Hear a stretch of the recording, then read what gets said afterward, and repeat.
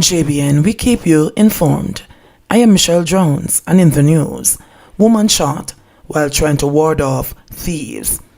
A woman and an elderly man were shot and injured after a robbery attempt in St. Andrew last evening. Reports are that the young woman was walking along Maryvale Avenue, Kingston 8 at minutes to 6, when a white car drove up with 3 men aboard. One of the men exited the car and grabbed her handbag, but she resisted. The man pulled a gun and shot her in the face. He escaped with the handbag, but not before firing at 2 landscapers who were cutting a lawn nearby. One of them, a 60-year-old man, was hit. Both were taken to hospital. The police are investigating. Assault rifle found in chicken coop. A team of officers assigned to the Kingston Central Police Division seized an AK-47 assault rifle on Smith Lane, Kingston yesterday. Reports from the Kingston Central Police are that about 11 a.m., lawmen were in the area when the premises was searched and the illegal weapon was found hidden under a chicken coop. No one was arrested in connection with the seizure. Over in Trelawney, a team of officers assigned to the Trelawney Police Division seized one Smith & Wesson revolver and 15.38 rounds of ammunition during an operation in the Bounty Hall housing scheme, Falmouth, Trelawney, on Tuesday. No one was arrested in relation to this seizure. Reports from the Falmouth Police are that about 12:10 p.m., lawmen were in the area when the premises was searched and the firearm and ammunition were seen hidden inside a jar. Investigation continues. 2 missing persons returned home. 2 individuals who were reported missing in March have returned home safely. 15-year-old Amelia Thompson, a ward of the state from Summerfield Girls' Home, Chapelton, Clarendon, who was reported missing on Friday, March 26, has returned home. She is said to be in good health. And 24-year-old Siobhan Dawkins of Lampard Avenue, Frankfield District in Clarendon, who was reported missing on Thursday, March 18, has returned home. He is said to be in good health. Killy charged with farmer's murder. 34-year-old Fabian Morris, otherwise called Killy, of Arcade in St. James, was yesterday charged with murder following the February 5 shooting of a man during an argument at a bar in Niagara Square, St. James. The deceased is 35-year-old Marvin Holness, a farmer of the community.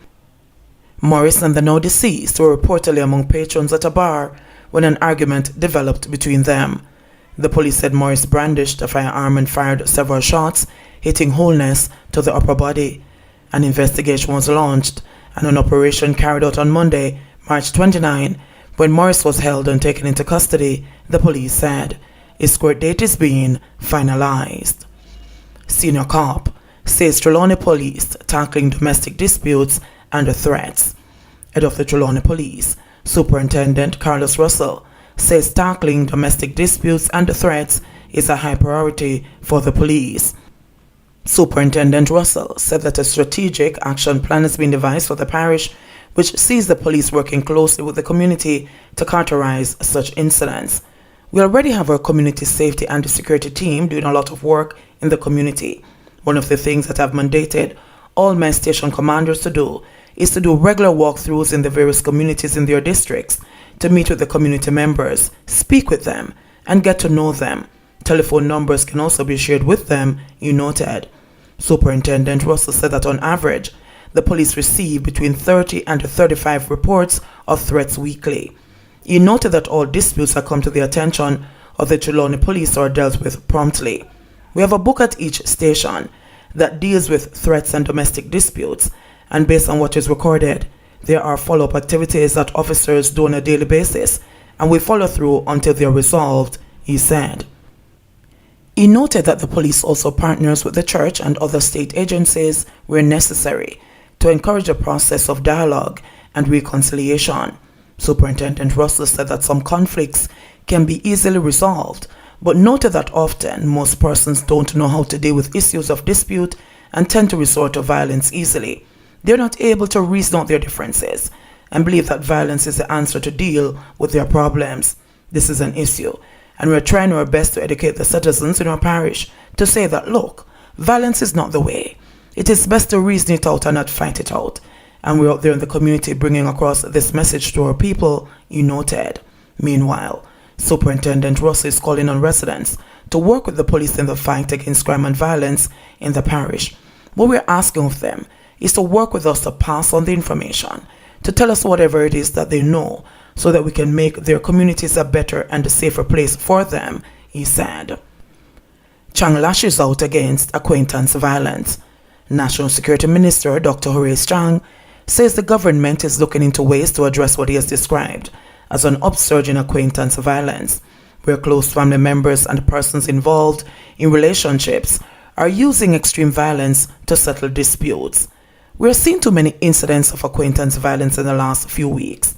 It is not only a police issue, it's a broader issue than that, but the government is aware and concerned and is looking at ways and means of how we can begin to reverse what is a really serious social pathology, said Chang, while meeting with Montego Bay-based jerk chicken vendors and restaurant owners on Monday. Chang's comments come against the background of another suspected case of murder-suicide which recently occurred in St. Thomas. In the incident, 47-year-old Lauren Hutchinson was reportedly killed on Good Friday by her ex-boyfriend, Roger Johnson, with whom she had ended a relationship. According to reports, Hutchinson was taking food to her child's father in Penwood, Soho in the parish, when Johnson attacked her and used a knife to stab her all over her body. He later committed suicide by hanging himself. Chang said the incident indicates a disturbing trend that security stakeholders must tackle by addressing the behavioral patterns linked to societal violence. We had an unfortunate incident in St. Thomas where a person killed his former partner and then hanged himself. It is a reflection of an increasing level of acquaintance violence, which is troubling because besides partners killing partners, you have brothers killing sisters and family members hiring killers to kill other family members, said Chang. It is an unfortunate trend of acquaintance violence where people seem to settle all issues violently. We have to look at the overall issue of violence in the society, and we're going to work with the security forces and other agencies that can impact behavioral patterns because that is a critical issue, added Chang. In February, retired Deputy Commissioner of Police Novlet Grant said domestic violence is not being taken seriously across the nation, despite it being one of the major factors behind violent crime in Jamaica.